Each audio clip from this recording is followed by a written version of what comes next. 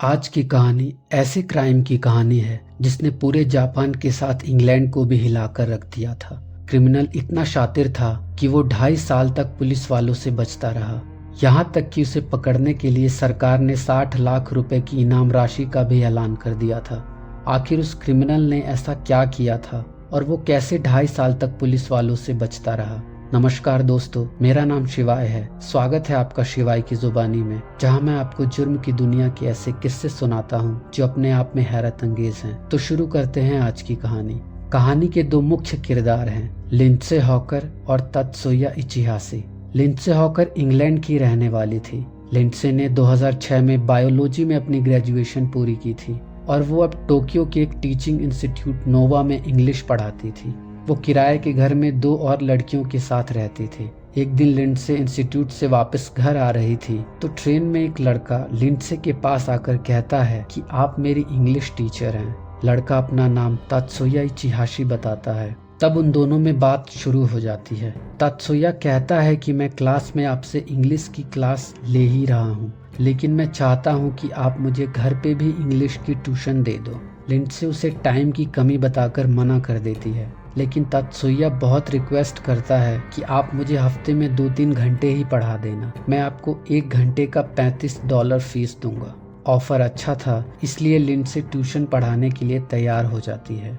लेकिन लिंडसे कहती है कि मैं तुम्हारे घर पर क्लास नहीं लूंगी। और इस तरह उन दोनों के बीच तय होता है कि क्लास एक कैफे में होगी। और तब लिंडसे का स्टेशन आ जाता है। वो पार्किंग से अपनी साइकिल लेकर घर की तरफ निकल जाती है। तभी वो नोटिस करती है कि तत्सुया उसके पीछे पीछे आ रहा था।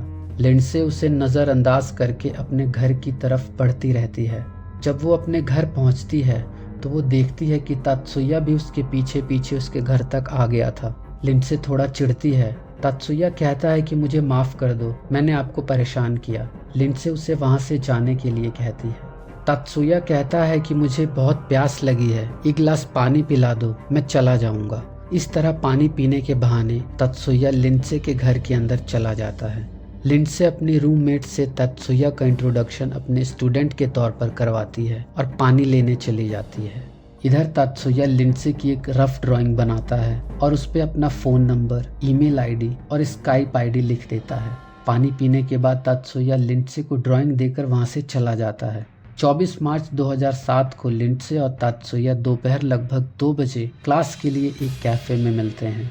क्लास खत्म होने के बाद जब लिंडसे अपनी फीस के पैसे मांगती है तो तत्सुया कहता है कि मैं पैसे लाना भूल गया। अगर आप बुरा ना मानो तो मेरे साथ मेरे घर चलो, मैं वहीं आपको पैसे दे दूंगा। लिंडसे उसके घर जाने के लिए तैयार हो जाती है। थोड़ी देर में वो दोनों तत्सुया के घर पहुंच जाते हैं। लिंडसे घर के नीचे ही तत्सुया से कहती है कि मुझे यहीं पैसे लाकर दे दो, लेकिन तत्सुया उसे घर के अंदर चलने के लिए कन्विंस कर लेता है। लिंडसे टैक्सी ड्राइवर से कहती है कि आप यहीं इंतज़ार करो, थोड़ी देर में मैं पैसे लेकर आ जाऊंगी। और वो दोनों तत्सुया के घर के अंदर चले जाते हैं। इधर टैक्सी ड्राइवर लिंडसे का इंतज़ार करता रहता है। जब लिंडसे नहीं आती तो वो वहाँ से चला जाता है। अब शाम हो गई थी। लिंडसे अभी तक अपने घर नहीं पहुँची थी। उसकी रूममेट्स उसका इंतज़ार कर रही थी। वो दोनों लिंडसे से कांटेक्ट करने की कोशिश करती हैं, लेकिन कोई फ़ायदा नहीं होता। वो दोनों लिंडसे की गायब होने की खबर पुलिस को देती है, लेकिन पुलिस उस वक्त कोई एफआईआर दर्ज नहीं करती, बल्कि उसके लौटने का इंतज़ार करती है।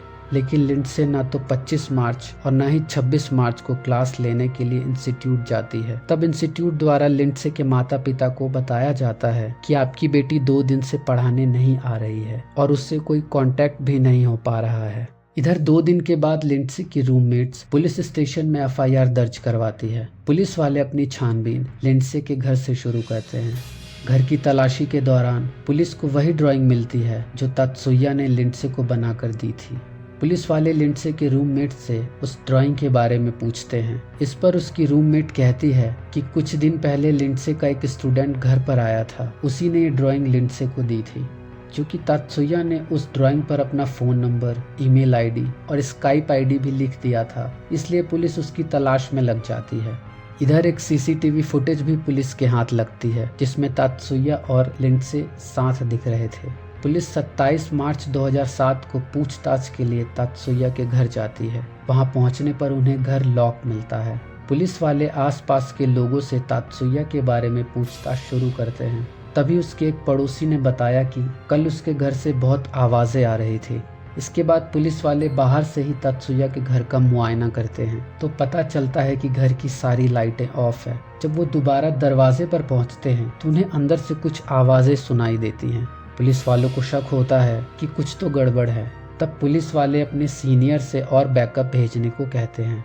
शाम 7 बजे के करीब और पुलिस वाले वहां पहुंच जाते हैं। अब ये सभी पुलिस वाले अपनी पोजीशन ले लेते हैं और इंतजार करते हैं जब तात्सुया बाहर निकलेगा तो उससे पूछताछ करेंगे। लगभग 2 घंटे बाद तात्सुया इचिहाशी एकदम से घर का दरवाजा खोलता है और उन सभी पुलिस वालों को चकमा देकर वहां से भाग जाता है। इसके बाद तुरंत पुलिस की एक टीम घर के अंदर जाती है। घर की हालत बहुत ज्यादा खराब थी। सामान इधर उधर बिखरा पड़ा था और बाथरूम से बाथ टब भी गायब था। ऐसा लग रहा था कि उसे आज कल में ही तोड़कर वहां से हटाया गया है। जब पुलिस वाले बालकनी में पहुंचते हैं तो उन्हें बाथ टब दिखाई देता है। वो बाथ टब धूल मिट्टी से भरा हुआ था। जब पुलिस वाले बाथ टब की तलाशी लेते हैं तो नज़ारा देखकर उनके होश उड़ जाते हैं। बाथ टब में धूल मिट्टी के बीच लिंडसे हॉकर की लाश थी। लिंडसे के शरीर पर बहुत जख्म के निशान थे। उसके बालों को शेव कर दिया गया था। उसके शरीर पर कोई कपड़ा नहीं था। जिस बाथ टब में बॉडी थी उसमें धूल मिट्टी के अलावा कई तरह के डिकम्पोजिंग एलिमेंट्स रखे गए थे ताकि बॉडी जल्द से जल्द नष्ट हो जाए। अब पुलिस तात्सुया की तलाश शुरू कर देती है। शहर में तात्सुया के बड़े बड़े पोस्टर लगा दिए जाते हैं। काफी हाथ पैर मारने के बाद भी पुलिस को कोई कामयाबी नहीं मिलती है। तभी पुलिस को खबर मिलती है कि तात्सुया इचिहाशी को पास के होटल में देखा गया है। पुलिस की एक टीम टोक्यो के लव होटल पर छापा मारती है, लेकिन पुलिस के हाथ इस बार भी कुछ नहीं लगता क्योंकि तात्सुया पहले ही वहां से भाग चुका होता है। अब सरकार तात्सुया के बारे में कोई भी इंफॉर्मेशन देने के लिए लगभग 6 लाख रुपए की इनाम राशि की घोषणा कर देती है, मगर कोई फायदा नहीं होता। उधर लिंडसे के माता पिता भी जापान आ जाते हैं और इंग्लैंड के आला अधिकारी जापान सरकार पर कातिल को जल्द से जल्द पकड़ने का दबाव बनाते हैं। इस मामले में मदद के लिए यॉर्कशायर पुलिस की एक टीम जापान आती है। अब इस केस को सॉल्व करने के लिए 140 पुलिस ऑफिसर्स लगाए जाते हैं। अब जापानी पुलिस तात्सुया इचिहाशी की लाइफ साइज फोटो बड़े शहरों में लगवा देती है और इन्फॉर्मेशन देने वाले को 6 लाख की जगह 60 लाख रुपए की इनाम की घोषणा कर देती है। पुलिस की ये तरकीब काम कर जाती है। एक दिन जापान के नागोया शहर का एक प्लास्टिक सर्जन पुलिस को बताता है कि मैंने इस लड़के की प्लास्टिक सर्जरी की है। डॉक्टर ने बताया कि तात्सुया ने प्लास्टिक सर्जरी के जरिए अपनी नाक ऊपर उठवाई थी और उसने अपनी गाल के 2 तिल हटवाए थे। इसके साथ उसने अपने होठों की मोटाई भी बढ़वाई थी। तब डॉक्टर सर्जरी से पहले और सर्जरी की बाद की फोटो दिखाता है। अब पुलिस तात्सुया का पूरा खेल समझ जाती है कि कैसे पुलिस से बचने के लिए तात्सुया इचिहाशी ने अपना पूरा चेहरा बदल लिया था। अब पूरे शहर में तात्सुया का प्लास्टिक सर्जरी के बाद वाला फोटो लगवा दिया जाता है।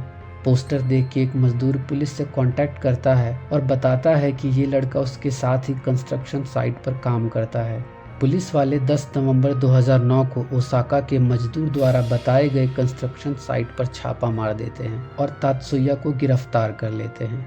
ट्रायल के दौरान जेल में तात्सुया एक किताब लिखता है जिसमें उसने बताया कि वो कैसे लिंडसे हॉकर से मिला और कैसे उसने उसकी हत्या कर दी। इसके अलावा उसने इस किताब में बताया कि कैसे उसने 2.5 साल पुलिस से भागते हुए बिताए।